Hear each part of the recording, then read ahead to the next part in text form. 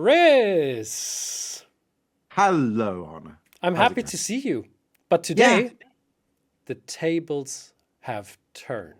I might just to point out the tables kind of turned last month when you actually selected the games, Arne. So it seems if I give you an inch, I give you a mile, and you've turned into a bit of like a control freak. It's my show now. I have control. Show, yeah. The Arne and Chris show rather than the Chris and Arne show, is it? No, it's of course not true. It is still 100% your show. Not only that, you have committed some in-depth detail about what we're going to do today. You've probably read already the title. We are checking out the history of dragons and Dragodorfs and all those variations. But not only that, we will also check how fashionable are they? Are they even played anymore? Or are they a relic? A relic. That's what a relic. Excellent. I'm looking forward to this session. I'm just going to sit back here, and do a bit of chatting. Enjoy the show. Then we get enjoying the show. Yeah. So go for it, Arne. How are we going to kick off? So as we can see, this is a normal board in the ChessBase 26 variation, and I'm going to show you what the new opening report can do with this because I'm entering your position. So let's just get quickly done with all the moves, right? We have seen this in similar videos of our past episodes a couple of times already. This is the absolute main variation. And there's two options. After the queen goes to c7, either the queen takes a8. We're not looking at this. We already have a lot of videos about this. But we also have a lot of videos about queen to c5. And what I'm doing now is I'm clicking, right-click on opening report. I will check long games, splits games, rapid games, style analysis, instructive games, and deeper tactic analysis. Here we have 1,305 games of the mega database of this particular game. I'm just checking it around. Oh, and if we click on it, the way you did that, we can also see who has played it and in which fashion. Mr. Berges has played it quite often, and if I scroll down a bit more, is there somebody sticking out? Where's your name, Chris Ward? That's have you ever played it? Have you ever? Well, the only thing is, have I actually had a game with this? I don't. So this has got all of the games. So let's just to bring out a reminder of what we're actually doing at the moment to people. We're looking at one of the main lines. This was one of the original old main lines of 9d5. Actually, not that many people. These days, it doesn't seem that fashionable to take the pawn. I think we're going to basically discover through statistics that's because black does fairly okay. That's what we will see now. Does black actually do? The twist of the story. So first of all, let's check quickly some of the pioneers about this. Joshua Daniel Ruiz Castillo. Ever heard of that name? No. Well, he played it a couple of times already. But one of the very first ones, it's not that long ago, 1951. And it is by Mr. Averbakh. Unbelievable. Yeah. And we will take a look at this game later. On. It was, if I'm not mistaken, he was 100 years old as of last Christmas. That is correct. Is he still with us? I think he's still with us, and the reason has this longevity is because of he playing the dragon. Keeps you young. Chris, should we go over this game while we're here? Do you think would that be a good idea? We will do this later. We will. You're teasing us. We will. I will just. Okay, everyone. We're going to go through some statistics. But if you want some moves on the board, stick with us. Or of course, fast forward through. Exactly, fast forward. No problem at all. No Who cares about stats? So what I wanted to point out here. Yeah, it was Mr. Averbakh who made this a little bit more public in the 50s. And there was a little rise like in the 90s and even in the year 2000. Why is that actually, right? Who played it back then? But as for now, it's not played that often anymore. It is a bit old-fashioned to be the truth. And these are some of the players who played it as black Mr. Petrosyan, wow. Yeah. And Mamedov, yes, Shabalov. So what is interesting, and this is also a feature which I like, there's not that many games, but you have to keep in mind that this is a rating of 1400 to 1800, 1800 to 2100. And look, there's a lot of games played, and black is strong. Black is Black's doing actually doing very, very well if it is lower rated, or let's say around under 2000.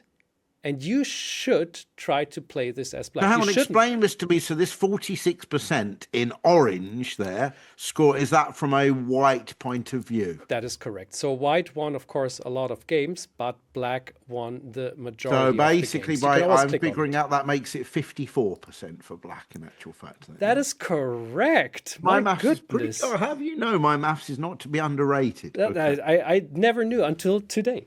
Yeah, but that is interesting because, so now's the question for you. Yeah. Do you think this is accurate, or there's some truth in it? No, I do. Why is the reason? Because I noticed that green one all the way to the end there. But that's only 3 games. It doesn't count. Yeah, and well, exactly. That's because there's a very small sample, and obviously also you have to bear in mind rating discrepancies. Of course. Usually, the higher rated player is going to win against the lower rated, even if he plays a slightly dodgy variation. So I would absolutely concur with that. Yeah, so I think this variation, funnily enough, although I was not around in the 50s, of course, I did, my opening theory when I was a junior, I did need to have to learn this variation. So my opening theory still included some of these old games, I guess, that I first learnt. So Queen C5.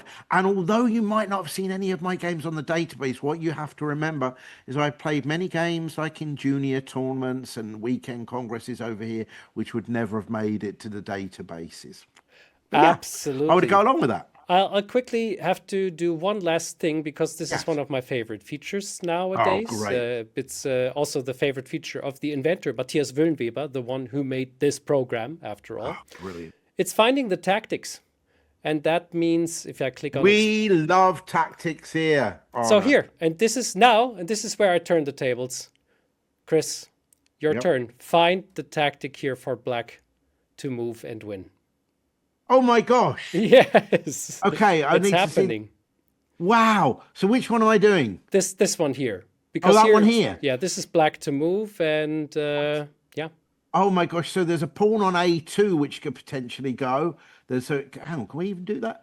Rook takes A2, bishop takes A2, rook takes C2, check, king B1. Oh my word, and then just drop that rook back. Oh no, hang on. Rook D2. Oh, good grief. That's dangerous. I do a rocker of checks. I put you on the line here, right? There's even bishop takes C2, bishop takes C2, rook takes A2. That also looks quite good. In fact, isn't there more than one good tactic here? So here, if you want to have some hints, I can give you some hints. It says Hints? deflection. I don't need it. That's how disrespectful is that? I'm sorry. So what is your final move? What is black? Hang on. I'm pointing out that I think there's more than one good move here. Because if you just bear with me for a second. All right. So if just picture this in our head. So bishop takes C2, for example. I'm pretty sure white has to take that. Bishop takes C2 and rook takes A2. We're then attacking that pawn on C2. Would you be the bishop on C2? But he can't really defend it with his rook because that rook will be overloaded because it's required to defend the bishop on D4. The question we'll be all asking, which will be super fun, bishop C2, rook takes A2. If he plays bishop takes G7, rook C takes C2 check, king B1, king takes G7. Is that winning with 2 rooks on the 7th rank? That looks very tasty, I have to say. That's what I came to in that looks super too. tasty. Yes. Now, does the move rook takes A2 also work? This is a very interesting question. Because if bishop takes A2, rook takes C2 check, king B1, then we have got discovered check city. Is that enough?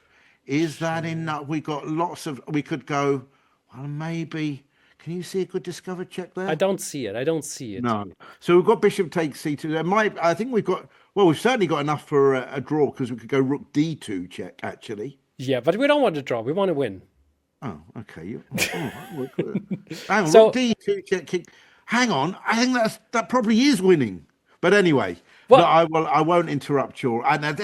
So give me the move. Give me the black move now. Which Oh one my will you gosh! choose? Go bishop takes c2 then. Is Bishop that takes good? c2. Let's see. It's correct. Oh, thank goodness Well for done. that. But I'm We can not always convinced check. it's not. So here, let's check your line. Let's check your line quickly. Rook takes Rook a2. takes That's not a2 is bad. also no. Oh, hang on. It did immediately. It said it was good, but maybe it's not. Hey.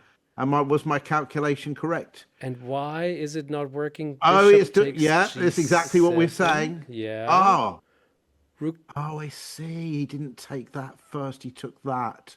Yeah. So then we'd have to go rook takes c2, check, bishop takes c2, rook takes c2, king b1, rook takes g2, check. We're running out of king moves, and then king takes g7.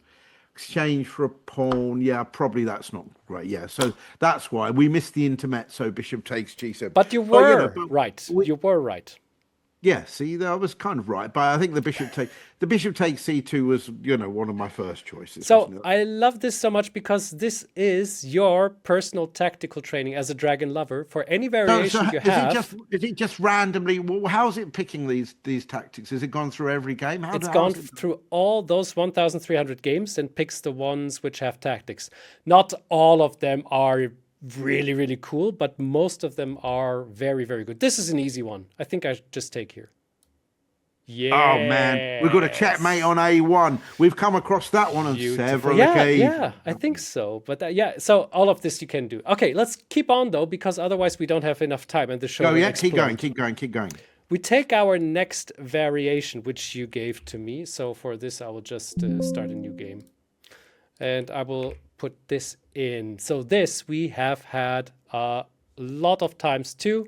The Yugoslav attack. Right. Made so briefly, popular by Hikaru. Yeah. So this is a line where, So what's happened? If we just roll back just a couple of moves, not many moves. 9 bishop c4 is the main. Yeah. 9 bishop c4 is the main variation. 9 bishop c4 of the Yugoslav attack. Where after castle, we've got castles, bishop c4, of course, and then normally black will go bishop d7, castles, and we get all those Chinese or salties or whatever variations. But here black cuts across all of those by just playing this knight takes bishop e6 move, which again was a very old variation. But then in more recent times, Hikaru started playing it and made it a little bit more fashionable. Let's see what the report will say. Yes, so we have over 1,000 games in the mega database. Let's see how you said Hikaru. Let's take a look at the letter H. No, not H. It's N. Presumably, if we can we sort it by Elo Black. Yeah, but you're absolutely right. This makes and then we will sense. get the highest guy at the top, and Nakamura, and that is Hikaru. Oh well, he's really tackling the big boys here. Giri, Grishuk, Firuja. Didn't have the best scores, to be honest here. We've also got, is that Peter Heine Nilsson playing there? And, yes, a big Dragon aficionado. Yep. And Socko, he does quite a few things. Edward, quite a few good players there. Absolutely. Yes. No, the list is big about those. Okay. Let's get back to our opening pioneers. It's the Brazilian, as far as I understand, I hope, Ruben Felgueira. Interestingly enough, I had a game against him where I played the dragon against him. Oh, come on, really? That's so fun. Okay. He played against my friend Surya Ganguly and got a draw back then. Interesting. Indian talented player. And then we have Ulf Andersson. Yes, Ulf Andersson, of course. Oh, so this is a bit older, as you already mentioned. Panov versus Pogrebis. Oh, forgive me for not saying this correctly. Well, I normally rely on you for the pronunciation. Yeah, I'll just leave it at that. And the latest game was just not a couple of weeks ago, maybe. But here's the statistic. Yeah, and as you mentioned already, so 2021, there a little rise at the horizon, but it's falling down a little again. We have to do something. Not as big as it was in the old days. No, definitely not. It was the 50s, 60s. 50s was like the golden era of the dragon, wasn't it? It is, absolutely. Or the golden era of the dodgy variations. Here's some of the grandmasters. Let's get down. So here's another statistic. Let's check out this again. And here, it's not good. for black players. Yeah, but hang in on, a low 50 rating. Can I just point something out? Obviously, Please. I mean, 54%. That means 40. That's not in a game of chess in general. What do you think? Is it about 52% in white's favor? Would you say? Yeah, absolutely. So it's not a disaster, is it? No, it's definitely not a disaster. But it is interesting that the higher the rating, the better it is to play this variation. I mean, this is incredible. This is funny, right? From 2001 to 100 to 2600. Black has a very good score with that, and it's only 200 games in total, but still, it gives some interesting Does that insights. mean, as a side variation, then taking on bishop e6 is worth giving it a go? I mean, apparently, I mean, you have to know your stuff with this opening. Apparently, I think the better. So this is often like. I am amazed by those statistics. Yeah, it is. It is fun, right? Okay, let's do a tactic. Let's here's black to move. Let's see. In the variation with f takes e6, black to move. Let's take this tactic here. Man, this is looking, loving these things. Oh, was the king all the way over? Oh, wait, what? Hang on, what's going on here? White sacrificed. Isn't that knight just on prise on the? Oh, which one are we looking at? No, this is the second one. Sorry, the second one. Oh, okay, yeah. Okay. Oh my word! I don't. So hang on. Aren't we just supposed to play a card? Oh wait, aren't we? We're a rook up actually. Are we? We are a rook up, but how to convert? Well, I guess we could go. Whoa, has white? Well, does white have a threat if they go GH check king H8? So they're not threatening anything on one move. No, is that right? That's right. We've got. I mean, but if we just casually moved our queen to f4 or something, they'd swap queens and take the rook, and then we'd probably be down by a pawn or something, mate. Yeah, so we have to do something snazzy. So there's always moves like rook b3, I suppose, that might kind of, is that right? Rook b3, because they've got a check, but then king h8. Then rook b3 it is. It must be, of course. Rook b3, you're right. 100%, of course, it's so easy. Oh, well. Right? Well, I mean, like, it's a no-brainer. You're right. Yeah. Oh, well done, Chris. Thank 2 you. out of 2. 2 out of 2. Oh man, I feel good. This is great. I'm on a roll, a winning streak here. Let's take the next opening, and we're going into Dragodorf territory now. So you much fun. I don't know what's coming up. It's so exciting. Right. Yes. Is this how you feel every time I'm in control?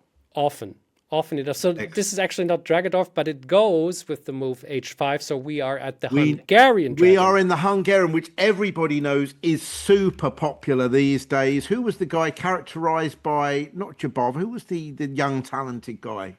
Oh my gosh. We will see in a moment. He must be Hungarian, of course. His name is Rapport. Yes, Richard Rapport. Yes, that's right. It's going to be him, isn't it? Oh, so that was by accident. Okay, so here basically after bishop h6, in this position, there's just no. The whole idea of the Dragodorf is they've gone h5 so they can swap and get that bishop over there. Now, typically here, white will either give a check on b5, bring their bishop back to swap off bishops, or move the queen over to f2. But this particular position is like the original starting position for the Hungarian Dragon. So I'm eager to see what the statistics tell us. And we're here. Here they Quicker are. this time round. Okay. Okay, so it's still almost 500 games. So we won't have that much of a very clear statistic because the less games, the less statistic, of course. Yeah. And here's one of the pioneers. He played in 29 games. Nikita Mantynian.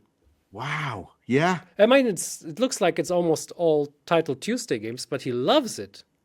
Oh, yeah. So what are we talking about? A lot of blitz games, basically. Yeah, let's take a quick look. I mean, I'm pretty sure this is... look at those. It's Title Tuesday, but look at his score, 61%. He's got some excellent results, hasn't he? Yeah, who's Brilliant the strongest? Linie Dominguez. I don't know. He's like the anti-dragon player, it seems. He loves to play against the dragon. I don't know. Well, yeah, this is his highest I also had a game with black against him, I think. There we go. It was when you just confirmed it. But, I thought okay, so good now that here and there's Brandon Clark is the English guy. He's an English guy. He's pretty good as well. Was that just one game? No, just one game. Yeah. So this doesn't really count. But here we have, as you mentioned already, Richard Rapport. That games, was the very first game I saw in the system. 83% score. Is this really? He's played some 2,500s all the way. Unbelievable. Okay. Well, that's crazy. So the latest game, the first game was in 2018. Ah, that is insane. Look at this. Look at this. This opening doesn't exist. It did not exist, did it? It did not exist. Unbelievable. That is And crazy. it's just That's grown in very fashionable. before yes. you know, it'll be off the graph, off the top of my screen, and out down the road. It's really honestly worth checking this one out thoroughly because yeah, it looks as if it's an endless height in the fashion. So very, very fashionable, this game. But how does it perform? As I said, yeah, it's a little game. The most players between 2100 and 2400 are playing this variation. White has a little bit of an edge here. And I don't think this is too clear. This is the report games, obviously. Yeah, he kind of dominates, doesn't he? If you Yeah. assume he just wins, that's 7 games, isn't it? Yeah, 17. Yeah. So he's just like very, very strong with that. So are these all games, or are they just These are- blitz, or These are all games in the mega Yeah, database. I all have to games, be precise about that. There's if you can always download the lead chess database or the chess.com database. That's possible. Then you have out of a sudden you have 600 million or Yeah, but what I billion mean is, games. I know people can do Yeah. it on this. Sometimes you might want to fine tune it by discarding the blitz games. That for I example. can. I always put Yeah, them on exactly, top, so yeah. it's a bit more games. But we can always No, take I know, them away. but what I'm saying is because obviously we don't know for sure. Someone might have been winning, lost on time, or blundered in a winning, that sort of things. You're absolutely right, get and rid yeah, of it some of just gives a hint of where it's going to. We have to be clear about this. Let's make a tactic. This one here, black to move. Oh my word, this is absolutely lovely. Wait, what? Oh wow, wow, I see wow. it. I see it. I saw it. You've got it already. I got it already. Oh my word, go on, Arne. You tell us. You do. Go. You tell It us. must be this. Right. Yeah. And you've got to check on C4 with your bishop, haven't you? Deflecting, exactly. You are one superstar, Arne. Whoop, whoop. I'm going to pretend that you didn't look at that before you came online. Let's take a look at our last variation, which Yeah. she has sent to me, and then we will take a look at the game finally. Yes. Okay, but here this We'll have is a look just at a game in a second, everyone. Don't worry, but we're here. it's massively interesting because now this So roll is it back a couple of Dragodorf. moves. 7 F3, right. So yes. So here we have the Dragodorf after the move A6. Bing. exactly. A6, one more. Now stop here, everybody, because this was the original Dragodorf. And as you might recall, people, the idea for black is to delay castling kingside, to play like B5, bishop B7, knight BD7. So you do dragony things on the king side, Najdorfy things on the queen side, hence the name Dragodorf. By the way, that was invented kind of on my site originally. We had a little vote. Maybe it's not even the official title, but I call it Dragodorf because that's it. So it's just been adopted, I guess. Now, some people play knight BD7 first because the idea is if you go B5, white can kind of play A4 and challenge that structure over there. So knight BD7, but the main idea. However, the alternative for black here is to not commit that pawn there and instead play the move H5. So after queen D2, sorry, A6. A6, yeah, A6. Yeah, queen D2, H5. And this is the line I asked you about. This is the Dragodorf variation that Magnus Carlsen in particular took a shine to and has played several games here. So let's check this one out. Let's check this one out. Yes. Also, there is one of the games which I saw was actually commented by Peter Heine Nielsen, and he maybe falsely said, this term Dragodorf was coined by Simon Williams. No, it was not, you see. Absolutely. In fact, the funny thing is, I think, unless I'm mistaken, you can check this out. Simon Williams, who is, I do know, obviously. He wrote a book on it and he didn't even call it the Dragodorf. But there we go. If that's not a giveaway, I don't know.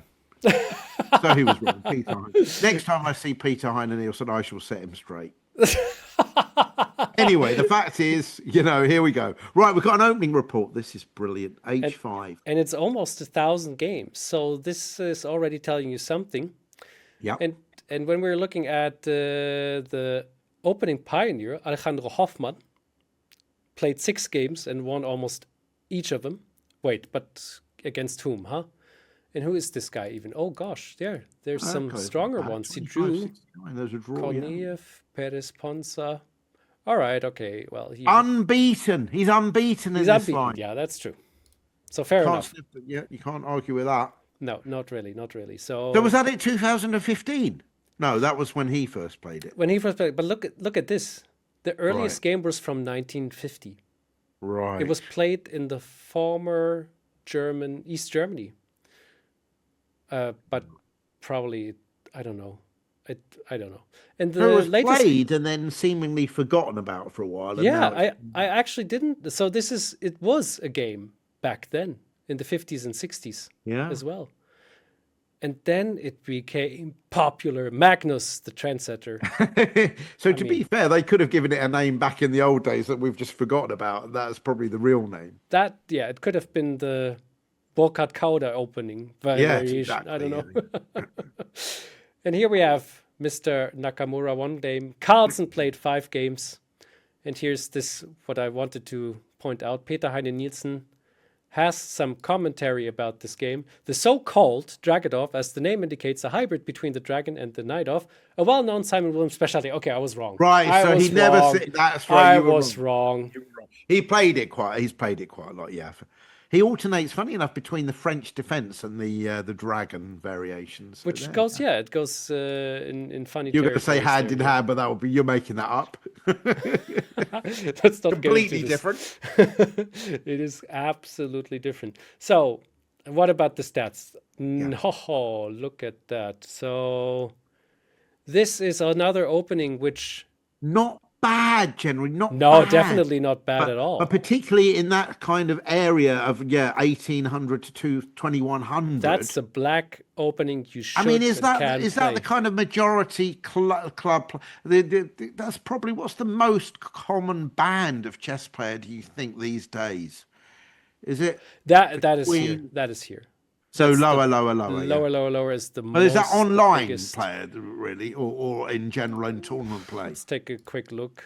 Difficult No, this is a to know, tournament. This is a real tournament here, but yeah, it's a bit lower rated after all. So yeah, these are all real tournaments. I mean, I would imagine, girls. of course, our average readership here for our chess is probably like 2,700. I would imagine. 100%, yeah. So Magnus, thanks Magnus, for tuning if you're in watching, again. pop the kettle on. I'm a bit. Okay, yeah, excellent. Okay. This one's for you. Let's find a tactic for Magnus. Oh okay, man, this is brilliant. Which one are we doing? Wait, white to move, white to move. I want one with black to move. Let's do the one on the left side here, okay? This one. Here. Oh my word! It's Zaragoza I against can see Mendoza. things going on here. There's kind of something's going down on B2 with a rook A1 and a knight move. So that looks. It must be. Hang on. Is that not? Oh, hang on. Is that right? Oh, this is very complex. Wait. Okay. So first of all, this bishop is just hanging around. Yeah, it's probably poisoned. Oh, So this is tricky. But if the knight went to C4, for example, C4, yeah. Ooh. I'm just saying, this is just an idea, because if the bishop takes it, then rook A1, knight A1, queen B, mate. But is that working? Knight C4, what has he got? It's probably quite a good move, because just in general... I have to say that was quite impressive. Oh, thank you very much. Knight C4, and again, dear Dragon players, Knight C4. Always think about it. Keep it in mind. It's a good move, I think. There we go. So quick to show the variation. Oh, such a beauty. We give a check here. And this is mate. Fantastic. Let us take a look at the Averbakh game now. Yes. Okay. Right. So we're looking at a real game here. Brilliant. I'll let you load it up, and then I'm gonna. Because I've got a few other things which might be of interest. Okay. Here we go. So can we rewind? Can we just rewind to move 9? Yep. So hold it here. Right. Okay. So we're gonna cover about 27 moves of this game until it goes to an endgame. Right. Now. So D5. This is what, of course, we're looking at. Now I can tell you in this position. Taking on D5, taking on C6, so these are the main choices. But white, of course, we have touched on them before. White could play King B1 or Queen E1 and keep the tension.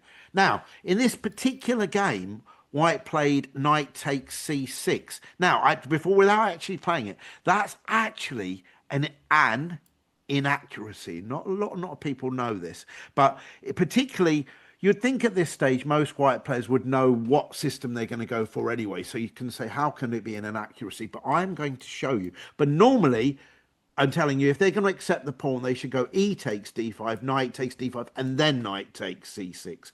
And I'm going to, yep, and then knight takes c6, pawn takes c6. Pause here, 2 seconds. We know here bishop to d4 is the other main line, whereby they say, nope, I don't want that pawn. I just want to play positionally and hope that you've got a weak a7 and c6 pawns, or they can guzzle the pawn just like we've checked out in the opening report. But return to the move knight takes c6. Right. So after b takes c6 here, normally if white plays this system, it's because they're going to play a move like bishop h6. So bishop h6 here now, if we can play that with white. So bishop h6. Yeah, Course, so they're looking for... So basically they're planning on just going h4, h5, blasting open the h file, doing checkmate down there. And when they need to remove the knight on f6, they'll play pawn to e5. Their e pawn will come down to e5 to budge the knight. So this is, we've looked at this before for sure on the website. So this is one of the main lines. But now if we quickly return to the move b takes e6, yeah, instead of doing e takes d5 there. The other very fashionable line that we've touched on is bishop to c4. White bishop to c4, taking advantage of the fact that the d pawn is pinned. So white move bishop to c4, the other, yep. And the point is that, quite frankly, yeah, that, I mean, it looks like a ridiculous system. Black plays e6 to bolster the center, and the white bishop drops back to b3. Now, what's interesting about this has taken up quite a few people are following this line, even though the engines really don't rate it. And I'm not surprised, because black, you might think, well, black's got a nice center there. The bishop looks like a right lemon over there on b3. But the idea is white's planning to play knight a4 to c5, and black's light square bishop needs to find a solution as to how it's going to develop. So that's just a little bit of knowledge. Now, return to the main game here, which is e takes d5. My point is now, after c takes d5, yep, we now know, right, okay, and this is the bit you're going to love, Arne, right? Just go back one more move. Instead of c takes d5 by black, pause. So go back one more move. I just used, it's funny enough, I used the WASD. It means I'm a gamer. So, right, okay, right. Now, pause here.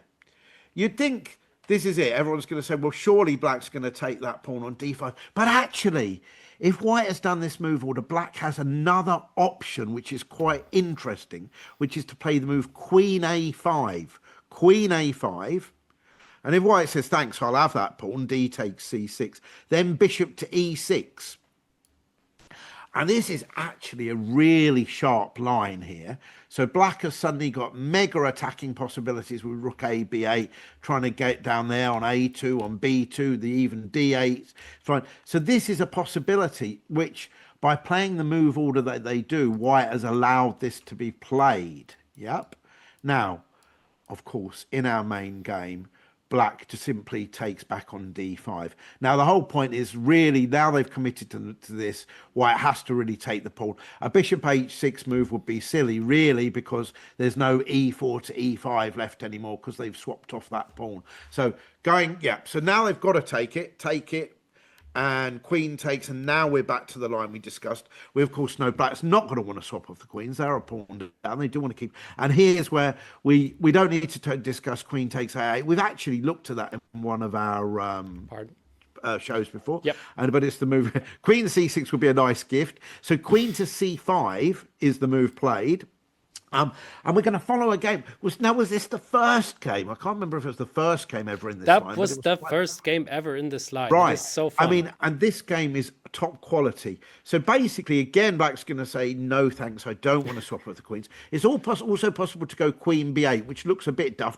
We don't even need to play it. It does leave the rook stuck in the corner, but it means the queen can potentially come out to e5 on a different diagonal. So queen here. Now, the point is, white cannot really challenge, well, they can, but it's not very good to challenge the queen on the b file now, because we'll simply swap off queens and go rook b8 and win that pawn on b2, because we'll be pinning and winning effectively.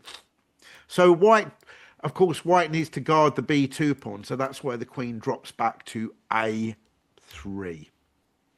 So, of course, this is where we did the opening report here. So black has sacrificed a pawn, but in exchange for that, there's some quite tasty half-open lines on the I queen agree. side. I would And love bishop to to have this. f5.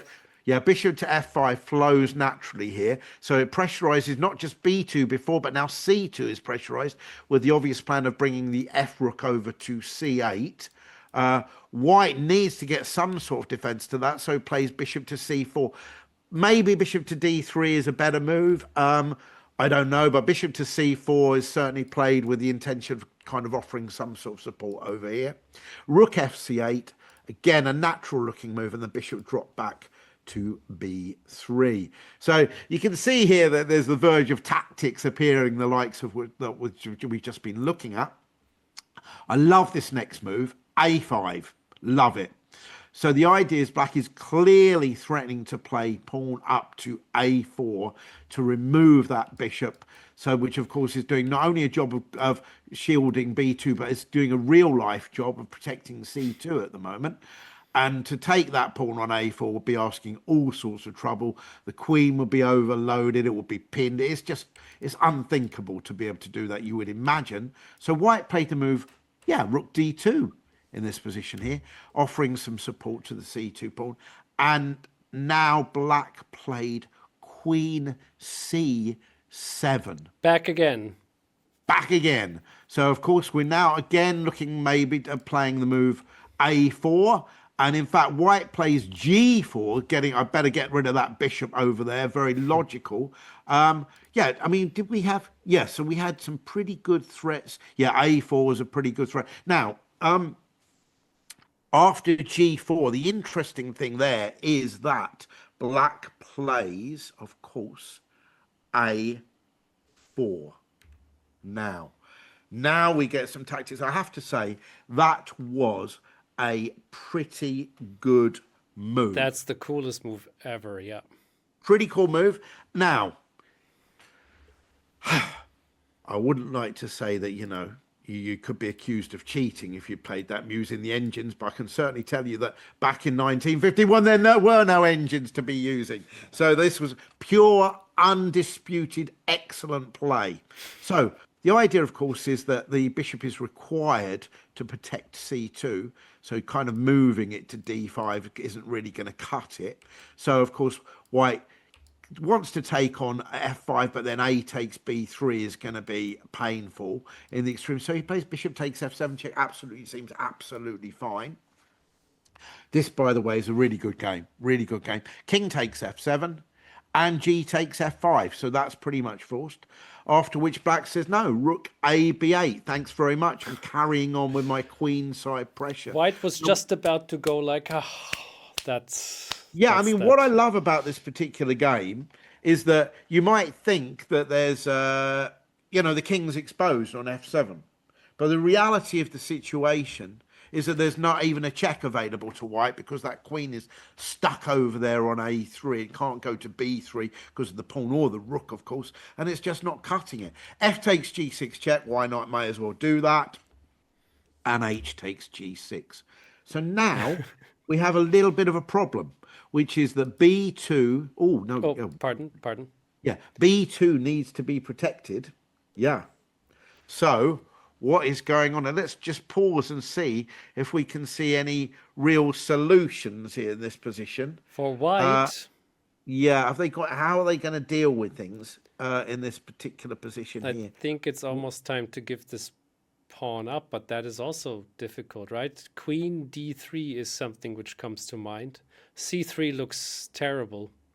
But it is actually played. My goodness. Well, let's try that. Let's put a line. Can we put a line in? Supposing queen takes a4. Let's put queen takes a4, for example. Yeah. Then say rook takes b2. This could be a good line. Rook takes b2. So now we're ganging up on, the point is this looks brilliant because this is a lovely theme to remember. So white can't play a move like bishop d4 because they need to be protecting c2 with everything they've got at the moment. But the actual threat, and this is really, really nice, is to play queen c3. So just draw a little line there. And I wonder if anyone can see what that threatens, other than the bishop on e3. Can you see what simple tactic that threatens? Pause, unpause, discover. The move, rook to b1 check, king takes, and queen to b2 or queen a1 checkmate. So that will work with the queen on c3. And I don't think there's any way that white can stop that, because they can't move their queen away from protecting c2. They can't move their rook away from protecting c2. So that is just a mega position already for black here. The beauty. I think queen d3 would suffer a similar fate on b2. But yeah, so white played c3 on move 23, which was the alternative line, trying to blunt that diagonal. But let's be honest, barring the king, every single remaining black piece is focused on that b2 c3 area here. Yeah. And therefore black was able to play bishop takes c3. Wonderful. Now, well, is there any way to recapture that? Well, white took with the pawn. I guess if they took with the queen, we could just simply transpose, or we could just move our queen. Could we move our queen away somewhere? Well, yeah, that's, wow, Arne. I like having you here. Yeah, one of those moves looks absolutely fine to me. E5 or A5, because then he can't even play bishop C5, right? So we're going to win the queen for a rook and whatever. I think the other side might be better because of bishop D. No, it's a check anyway, so it really doesn't matter. It's a check anyway, yeah. So, but he took with the b pawn, and what happened there was queen takes c3 check. Boo hiss, the queen's come off, but we do, of course, take the bishop. Now, you're going to say, what? Wait a minute. Well, hang on. I've done all this just to get an endgame, and I'm not even a pawn up. Now, however, by all means, check out the rest of the game. The point is that we're down to this is one for the purists. But the key thing about this game is that black's got all the activity. The white rooks never really get any. Oh, go on, whiz it through at 100 miles an hour. That's what I like to see. But you'll notice that none of the white rooks ever really get going anywhere good. And look at this, they're all passively defending here, and now attacking that pawn, and checking that, showing who's boss, dancing around, winning one pawn, and still that white rook never gets active. And this is it. It's if you so can be sad. Yeah, well, that's it. That rook on b2, it's like a space invader just sliding around slowly. Oh, finally he gets a check, but it's a bit, he moves there. Ironically, the first time he gets active is just the move before he resigns. Yeah, because the check king just goes up and it's even worse. I don't know. Yeah, because generally the idea, although rook and pawn endgames are often drawn, normally you need to have an active rook to kind of defend them. If you're a pawn down with a passive rook, you're in big trouble, is basic. How about that for a big assessment? Stop press. Chris says, if you're a pawn down and a rook and pawn endgame with a passive rook, you're in big trouble. Not exactly dragon related. I think what a session. What a session we have had. Was this something that was quite interesting, right? We got a little bit of an insight about some openings. We solved some tactics, and we were looking about a stunning game from 1950, I think. One of the very first dragon games in this variation. How fantastic. I mean, if it's all the same with you, I'll have the controls back next time. but other than that, I've enjoyed it. Look at that. We've got puzzles. I never get to do that sort of thing. It's great. And yeah, I think we've seen some really good stats. And what we now know is there's plenty of fire left in that dragon, isn't there? Look at that. Look at that. I don't even okay, everybody, thank you for joining us. Thank you very much. See you next month. The last time in 2025, by the way. Until then. Merry Christmas.